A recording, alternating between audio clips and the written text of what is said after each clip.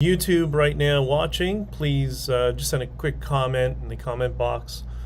Let me know that you can see me. I know there's been some issues with buffering, so I just want to work out those kinks if we can, and it's good to talk to you. Today's topic, have you seen the news? Have you seen any compounds get raided by the FBI lately? I think we're going to talk about that because there's a lot of similarities going on, even if they're tangential.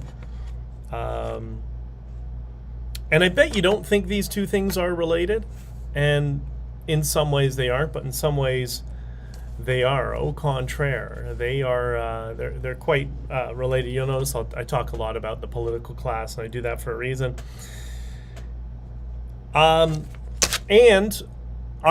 Is anybody here interested in learning about who were the people who sabotaged the Freedom Convoy from the inside? Because I haven't decided. I'm debating it. Should I go into detail with this or not? So I actually have that parked for the next episode to start addressing that. I'm of two minds of it. I haven't decided for sure if I'm going to, but let me know if you're interested in knowing. Beyond the book, I mean, the book we're putting everything together, and that's going to be quite entertaining. Oh, and for the book, we are going to be doing a book launch. It's going to be, I guess, by invitation, because the venue's not going to be able to hold more than, I would think, at most about 150 people. A really nice venue, quaint. There will be some significant people in attendance, which will be very interesting, that we may or may not announce. I haven't decided if that should be public. And I'll give you an example. Like during the Bitcoin conference, I was invited to a private party afterwards because I was a speaker and I had a whale pass. So they said, listen, there's an event at the Fontainebleau, so why don't you come? And it was actually Greg Foss who said, come up, let's see you, let's get together. It's a smaller thing. It's not on the main ticket. And I showed up, and who was on stage with the microphone? If any of you who've watched Awakening with JP Sears, he was doing. He just started. It was about a 45-minute to an hour-long set, and so it was JP. And then after, it was a private conversation with Jordan Peterson and Robert Breedlove. Those of you who are into Bitcoin know exactly who that is. And that went for. God, it went for a while. It went for about an hour and a half. So I'm thinking about doing not quite to that level, but for the book launch, we're going to do something maybe along those lines. We'll see what we can have. So if you're interested, we'll put some feelers out. Let me know in the comments. Send a message, comment on the Substack. Send a Twitter message, and we'll talk about that. But yeah, so before we get into the FBI raiding and the convoy crushing, I want to wish you all the best morning of all week, of your entire life. The best morning of the universe is gonna be today. You know why? Much like a Twitter space I did yesterday, the day before, yesterday as well. We did two of them, with a bunch of people who are of, similar values in terms of freedom, concern, what's going on in the world. We need to focus on the positive. And we need to focus on the positive aspects of the freedom, of the idea of freedom, and not forget the freedoms that we have. We know they're trying to erode them away. They're not going to win. It's going to be a little bit of a struggle. But we are going to prevail. People will maintain their freedoms, and we have to just appreciate everything that's around us. We got to appreciate our coffee. So hopefully you have your cup of freedom coffee, and we're going to start today off in a positive manner. We're going to focus on the positive space as we're talking about some of these negative things. And yeah, so thank you for being here. We're still working out the kinks. I know some people have had struggles with the Honking For Freedom free code, which is capital letters FREE6. You enter that on checkout. Now, some people get the plus add promo code icon when they go to checkout, and they can enter it, and they've had no problems. Other people haven't. I really haven't had time to diagnose what it is. I'm going to have to probably focus it on Saturday. I will get to it, I promise. So if you are here in locals, thank you for being here. I really appreciate this. This platform is going to be put to much greater use over time, which is why I want it to be free. I want everybody to be able to access it and understand that there are free speech alternatives, and we're using them. So that's it for that, and I will let you know. So, the Orange Man got raided by the FBI, and love the Substack, BJ. Thank you very much. The Substack actually takes quite a lot of time, and I do have a number of people who have, let's say, prominent audiences who want to join and contribute to the Substack, because if you notice, not every Substack has been written by me, but I want them to keep everything focused on positivity, but freedom, and the space of what we're trying to occupy, because we really need to red pill people on the virtues of freedom and why it's important. So thank you. I promise. I know sometimes there's a little bit of lag between articles that come out on the Substack, but there's a number of reasons for that behind the scenes. It's not going away anywhere anytime soon, so I promise your time invested in Substack will not be wasted, as I will try not to waste any of your time. So, why did the FBI raid Mar-A-Lago? Was it for justice? Was it for getting to the truth? Was it for protecting America or protecting the democracy? Is that really what they were doing? Were they just protecting all of us and serving justice? Is that why they raided the golf club? Because I don't know if you know, Mar-a-Lago is I believe it's a golf resort in some capacity that you become a member of. So that's what it is. We're protecting our democracy by raiding golf resorts. I don't know. None of us know. None of us really have the capacity to know. This is another thing that's under the opaque veil of centralized government and increasingly authoritarian government. And anybody who says they know why the FBI raided, who's not directly involved in it, they're just mind reading. And, we do that. That's what speculation is. But I think it's, in our society, it's getting a little bit overplayed. Too many people are trying to mind read. But I'll tell you what I do think. I do think it was a colossal and massive misstep by the radical political left.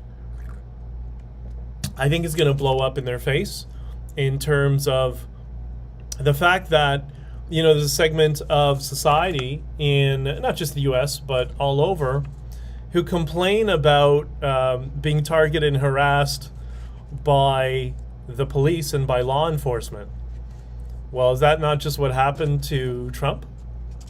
So I think that just made him a lot more popular amongst a large group of people. And that's typical of what people who are in the political class, who live in their echo chambers, who completely don't understand or care what the average person thinks or believes, because they're just supposed to, they don't really know how it works. We're going to show them. We're going to take care of everything. That's really where they come from, because I've seen people in politics say specifically that out loud in people's homes. But I was watching everything going on with the FBI raid, and I thought, there they go. They do it again. They just did the exact same thing that they did with the Freedom Convoy. Think about it. In one respect, and this is not endorsement or criticism of Trump. Everybody has their own opinions. For me, that's a foreign country, so I'm concerned about Canadian politics, although we do know there's a lot of crossover. There were people that are in American politics who meddle in Canadian politics, and I guess to the same extent vice versa. But you're seeing, Trump represents that opposition to the established political class. That's why they hate him so much. That's why they're trying to demonize people and get them into this state of hysteria and respond to stimulus, which I explained in the last episode. I'm going to go more into that in a future episode. And that's exactly what happened with the Freedom Convoy, because the Freedom Convoy was a protest of small business owners, middle-class people, and working-class people. And that should scare any person who has any experience and knowledge of politics, because that's the voting base that they all go after, right? They all go after the middle-class taxpayers, the small business people, whatever. But when you look at the Freedom Convoy and how the government and the police responded, we can ask the same questions. Was it for justice? Right? Was Prime Minister Blackface saving our democracy? Were they getting the bad guys? Were they protecting all of us? No. What they were doing is they were protecting the political class. They were protecting themselves. At least that's what it seems like, right? Now, what were their motivations and why they did it and whatever? I don't know. Who knows? My guess is incompetence played a large role in that, which is odd because usually the strategists around Trudeau, they can't govern a country if their life dependent upon it. And that's increasingly amongst all the entire political class. But what they do know is how to manipulate people in terms of strategy and a narrative to win elections. That they can do. So I was surprised to see them do something quite so stupid. But right now, I don't know. What do you think? Do you think that was a colossal misstep? Were you watching that thinking, what is the government doing? We're all a little bit shell-shocked in the beginning, of course. We couldn't believe what we were seeing. But in terms of the motives, did that occur to any of you? I don't know. I have no idea. I guess we'll find out. We're going to find out moving forward. But in both cases in the United States, the one common denominator is that's the political class protecting itself. And I think that's what average people are getting fed up with. They may not be able to articulate it, and they may not understand it specifically on that level, because most people really just don't care about politics. They have actual meaning in their lives, and they have some sense of value, so they don't have to waste their time with politics all the time.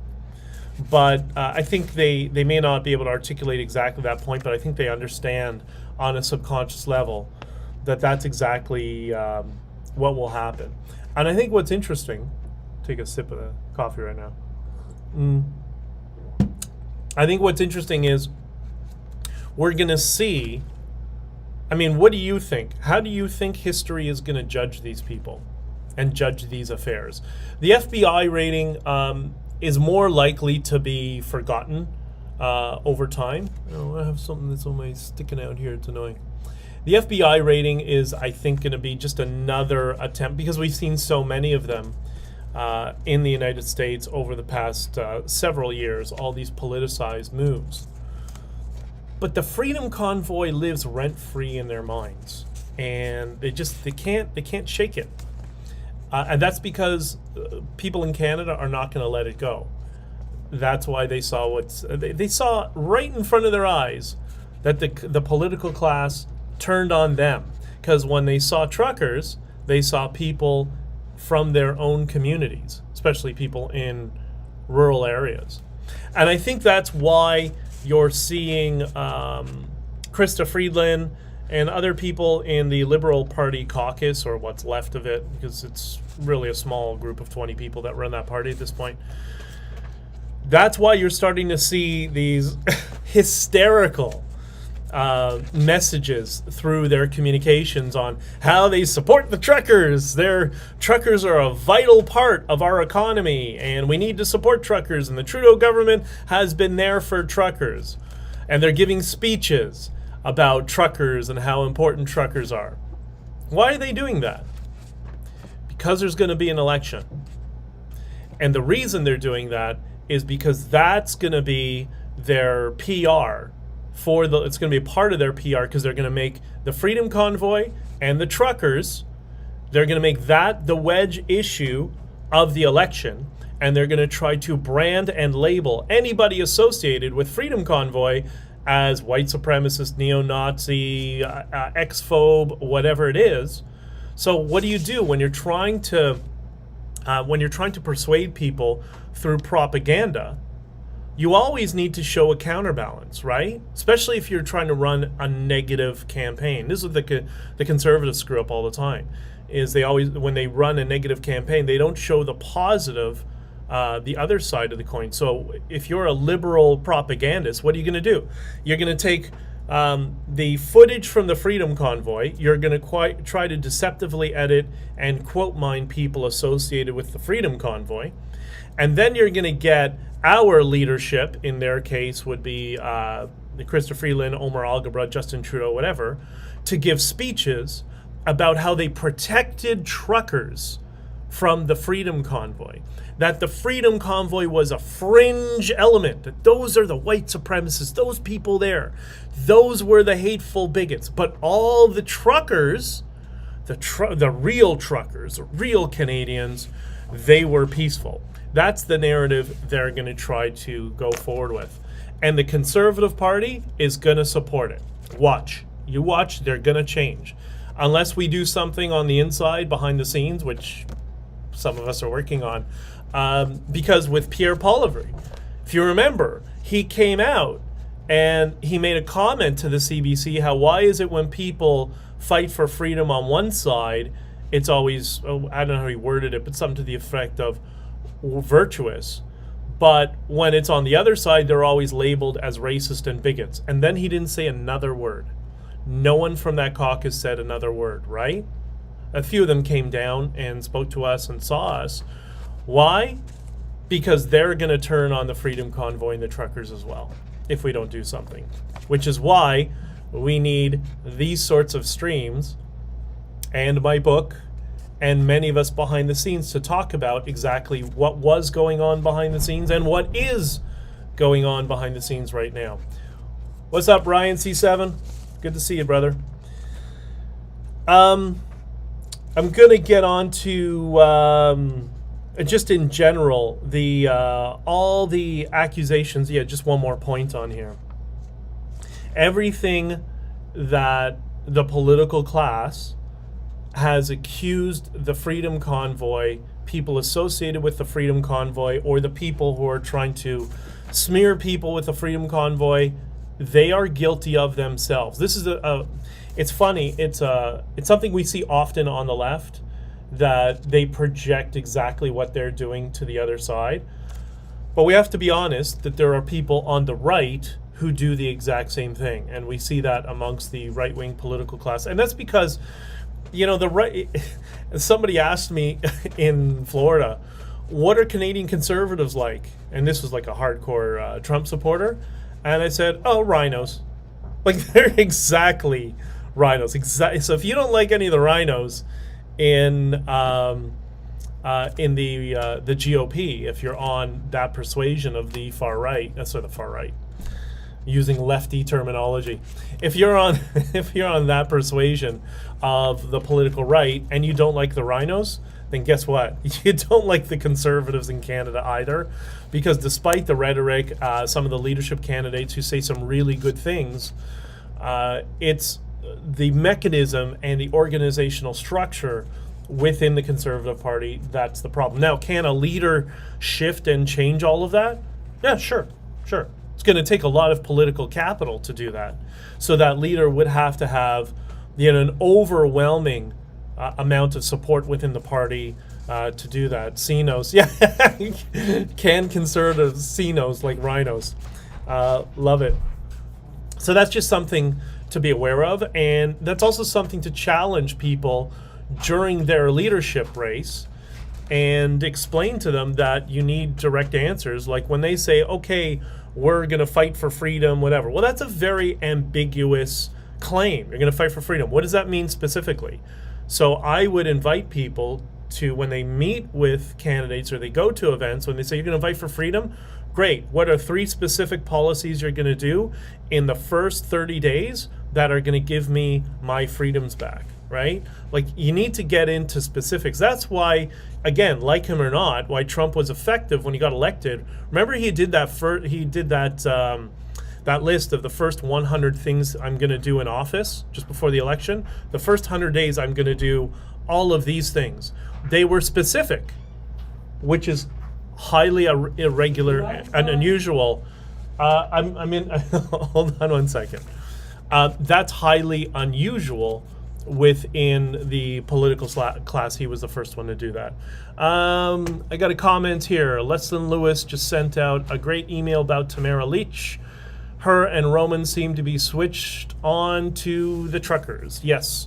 Let's not. I mean, I know Leslie Lewis. I spoke to her or texted back and forth with her during the convoy. If you noticed, there is a focus just specifically on Tamara and nobody else. There's a lot going on there, and when you read these emails, I wouldn't take them as being I might be a little bit skeptical of what's going on behind the scenes. And that's just because, for those of us who know how the party works, how they'll leverage different leaders for different messaging. They'll try to isolate different groups into different voting blocks. There's a reason for all of that. So I would be very, very careful. And I may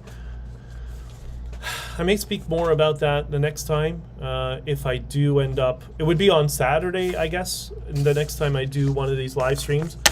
Let me know if you want me to talk about who sabotaged the Freedom Convoy. A lot of people will get upset, but I really don't care at this point. I'm so fed up with people and the knives being thrown at our backs that it's getting obnoxious at this point. Anyways, so Freedom Convoy, FBI raid on Mar-a-Lago, same thing, same loser strategy. I think history is going to judge these people very harshly as long as we ensure to get the narrative of the truth of what actually went on and not allow a narrative to occupy the space. That's why I'm writing a book, and I am not beholden to anybody in writing this book, so it is completely 100% honest, and it's actually quite good. It's very interesting. Okay, comments, and then I gotta run because I gotta get out of here and go to a meeting. All right, first we have from somebody by the name of Ames talking about Justin Trudeau. He has lived a very privileged life. He's never had to work, has had little to no understanding of what the everyday person goes through. Food bills, wondering if tomorrow if they'll be at work, if they're still going to have a job. Think on this. His deputy PM had to go to mommy and daddy to borrow $1.6 million to buy a home in Toronto. Trudeau, it's spaced out. It's written weirdly. His entire cabinet is out of touch with everyday life. And the very day that the Liberals impose a new carbon tax on the public, everyone in Parliament got a raise. Go figure. Yes, 100% true. And you can say all of that about just about everybody in the political class. Like Doug Ford had to work a day in his life. Like, okay, we know through that article in the Globe and Mail that he was dealing drugs when he was younger. But he was a punk kid. That's why, right? He didn't need to. His dad was an MPP. He lived a very, very privileged life. He's not the working class. I mean, yeah, maybe he's a schmuck because he never finished school.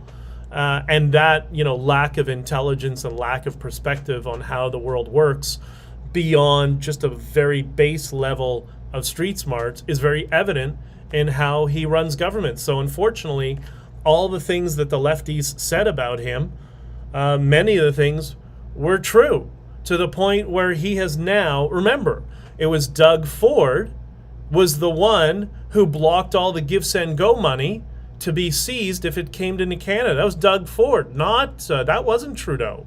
So they're just as bad. One might argue that Doug Ford is worse. And then he gave himself that Bill 100, these extended powers, these emergency powers. He gave it to himself personally. And the Conservatives who are criticizing Justin Trudeau are cheering him on.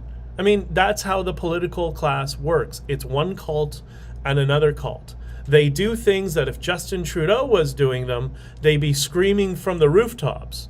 But if they do it, then, well, you got to understand it's complex. Like, that's just how they operate, which is fine. As long as you understand that, you understand how to navigate some of their nonsense. From somebody by the name of Awkward Canuck. As you are aware, BJ, here in Canada, Bill C-11 is somewhat of a carbon copy of Disinformation Guidance Board that failed in the United States. Unfortunately, we're stuck under the Unholy Alliance, NDP Liberal Cartel. Cartel is a good word to describe them, actually. Bravo.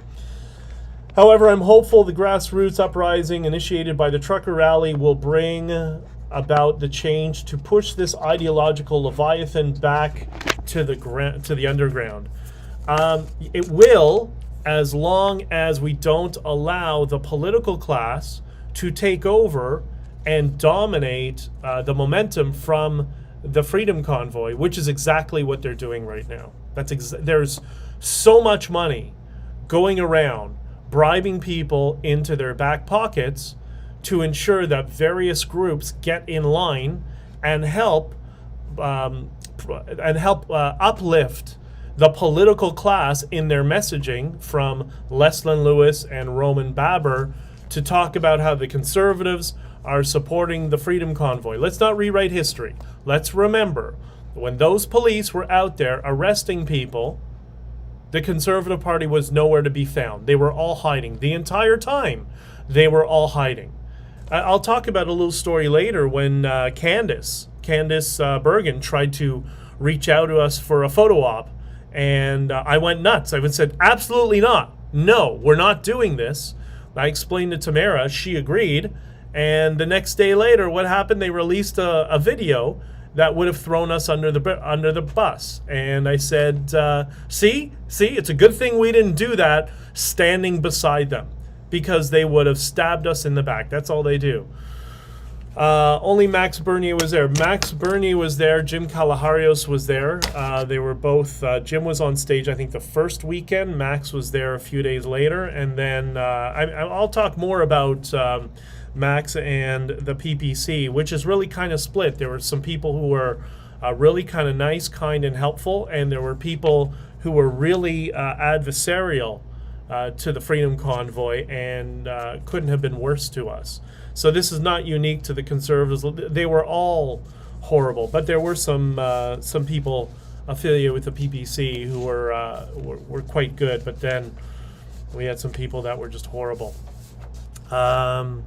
Yeah, Jim as well, but he's just in Ontario. Yep, no, 100%. Yeah, Jim's not a federal. His party's not federal. His party, New Blue, is a provincial party. But yeah, he was up there too. Last comments. I love the trolling comments because they're so much fun. So, as you know, again, we're talking about negative issues. I'm trying to put the positive frame on it and remind us all, like, we're gonna work through this. We got to stick together, focus on all the good things, and not get bogged down and being angry all the time. That was the Twitter space I was on last night with James and Jennifer and a bunch of people. They've decided that this is not their Twitter spaces are no longer going to be an echo chamber for anger and outrage, and we're living in the dystopian times. It's, as I mentioned in their space, having lived all over the world, that we are so privileged with all the problems that are in Canada right now. Believe me, I've lived and been to some very dangerous and I don't want to say horrible, but difficult places to live. And we are so lucky. We really need to appreciate that. Despite all the problems, we know they're trying. We know there are various groups around the world who are trying to subvert our system, but they haven't succeeded yet. And more people are starting to wake up. And we can't strategize, and we can't plan, and we can't work forward if we're permanently in a state of anxiety. And as I explained yesterday, like during the Freedom Convoy, you know, my ankle was broken, so I was stuck in my hotel. So people had to either text me, message me, but my phone was getting blown up, so it was difficult to catch up with all the messages. So people would just resorted to coming to see me in my hotel room, because they knew at least that way they would have me right in front, unless I was doing an interview. And how many times every day people would come panicking, there's a problem, there's this, this person said that, the conservatives are doing this, PPC is doing that, liberals are doing this. There was one when that idiot, Randy Hillier, I remember seeing this. He grabbed the gate around Parliament Hill and tried to open them up to encourage people to go storm Parliament Hill. That's who Randy Hillier was, trying to bait people into getting arrested. Those people would have gone to jail for many, many years, and that have worked out massively negative against the Freedom Convoy. Luckily, because everybody understood this was a positive event, this was barbecues and freedom and us coming together, everybody around him, you can see in the video, it's hysterical, everybody around him looks and says, what the hell's wrong with you? Nobody's doing that. And they just kept continuing walking up the stairs. So I remember seeing that, and a couple have said, he's going to get arrested. And you know what? He probably should, for trying to bait the people he says he supports into getting into trouble. Like, that's when you saw the real Randy Hillier right there. But anyways, so as you know, trying to focus on all the positive things that are going to be coming down the line, and I'm going to talk more about that. Canadian Freedom, hey, what's up, brother? I was looking for you, Canadian Freedom Radio. I was looking for you on Twitter. I needed to send you a message and ask you a couple of things, and I couldn't find you. So I don't know if you got banned or if you have another account, but send me a DM so we can talk and catch up, man. It's good to see you. Thanks for joining. So my favorite trolling comment of the past 24 hours. I saw this when I was down in the U.S. coming back yesterday. It says, I see a lot of comments about positivity and good vibes. However, this video, my video, is anything but positive. You can feel the outrage, right? Even the title is an insult to the PM. I think I put something like Prime Minister Blackface, because that's what he is, right? Like, he's just a blatant racist. He's the most racist person to hold office in Canadian history. I mean, you can't argue that. Anyways, as for content, spreading innuendos such as just Trudeau being the love child of Castro is not positive, even if it's done under the guise of offering differing points of view. Nothing to see here, folks, just more hate. I thought it was funny. Like, when I saw the Trudeau Castro stuff, I thought it was hysterical. And I don't know why. I mean, like, this is the problem with, let's say, people who used to be liberal. Because, I mean, there were liberals in the past. I guess they are, but they no longer have political influence. They used to have a sense of humor. But now, look around. All the outrage coming from liberal camps, progressive camps, they all have one thing in common, at least from my perspective. They're all so miserable, like so unhappy and so sad. And that's why I think you're starting to see this resurgence of comedy. Like, I've been trying to watch more comedy lately. I used to watch a lot of stand-up. And if anybody wants to go hit a stand-up comedy club soon, let me know. I want to get out since life is getting back to normal. But yeah, that's why comedy is now becoming right-wing, or Ricky Gervais gets labeled as right-wing. He's anything but. He's very, very liberal. But he's hysterical, and he calls out the nonsense, right? So they're absolutely miserable. And this comment is a perfect example of being miserable. Like, what is more funny than the maybe illegitimate child of Fidel Castro dressing up in blackface? Like, you couldn't write this stuff. It's absolutely amazing. And is it true or not? I don't know. Go to 23andMe, send them a DNA swab, and they'll tell you yes or no. But it's just a fun thought exercise, which is why the following episode, I actually argued against that point, that this is why he maybe is not the illegitimate child of Fidel Castro. But the hell, man, let's have some fun with it, because if you're not having fun every day and you're not having, these kind of positive experiences. I mean, that's what I want this to be. Thanks for everybody who's Mr. Dress Up. Yeah. Future Now, I'm a classical liberal. Listen, if you live in a liberal democracy, you're all classical liberals. It's just to varying degrees. So people who are social conservatives, they may disagree with certain modern liberal interpretations, but we still live under the umbrella of a liberal democracy. The idea that I have my property, you have your property, whether we agree or disagree, we have our own individual rights to live our life the way we want. But unfortunately, that seems to be only people on the more conservative side of the spectrum who haven't forgotten that.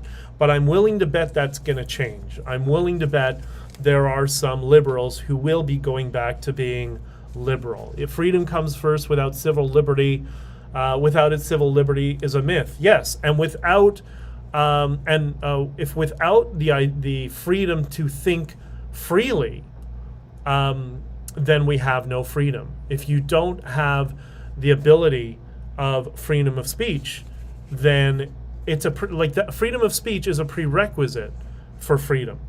And if you don't have that, you don't have any freedom. And that's why we see so much of this nonsense on social. The latest thing, and I'm going to finish up, that came up yesterday, we see what all these platforms are doing in terms of censorship, right? I say this as this is broadcasting on Facebook. Again, the Facebook is just a placeholder for now. I'm going to move away from it. But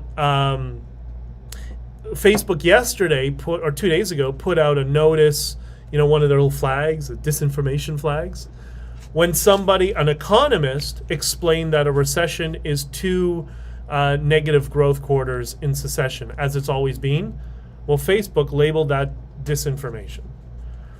Yet all the conservatives are still on Facebook. Look, I don't get it. Get away from Facebook. What are you there for? You don't have to be there. So anyways, so it started with, it was just going to be the censorship and the labeling of wrongthink was just going to be hate speech, right? And then it was just going to be COVID. And now, it's just going to be hate speech, COVID, and misinformation about economics. Well, what's next? So I understand people don't like the slippery slope argument, but it's not the slippery slope, it's a downward spiral. They're just going to continue until they get a philosophical punch in the face and they get pushed back. Social conservatives are generally very good people. Yes. So I am not what you would call a social conservative. I have lots of friends who are social conservatives. And I got to tell you, man, they got this whole family thing down pat. The importance of family and the nuclear family and raising your kids well. Whether you agree with certain individual policies or not, I mean, that's on an individual level. But man, the social conservatives and religious communities in general really understand the importance of value for just for society in general. And one day I'm gonna explain the story for me, personally, why, even though I'm not a social conservative, I always support them, and I support their right to speak out, and that we need them. We need them to be voicing their opinions, even if we disagree. It's part of open discourse, and they've all been amazing to me. I'm minus 1 or 2 people, one who may be covered in who sabotaged the Freedom Convoy. But no, in general, they're amazing. And listen, I have some very good friends, and we haven't spoken about politics a lot over the past few years, who are, I wouldn't say they're not progressive at all, but they're definitely liberal. And they too are amazing people. And they have other, virtues and values that are very informative and very important for society. And I found, I've had some get-togethers, go for coffees with friends who are social conservative or more liberal. We get together, and yeah, we disagree on some stuff, but we're all fundamentally the same in terms we want to be good people. We may have different perspectives, but okay, we can have different perspectives, much like we have different perspectives from our parents or for our children, those of us who have children, right? So anyways, We all are contributing in some way and in a positive way. Locals just went out because the battery died. So last thing I'll say, because I got to run as well. Twitter, Gettr, at BJ.Dichter, or I think you can search BDJ.online. Locals is honkingforfreedom.locals.com. The free code, if you can get it to work, and again, some of you have, some of you haven't, is the word free, all caps, and the number 6.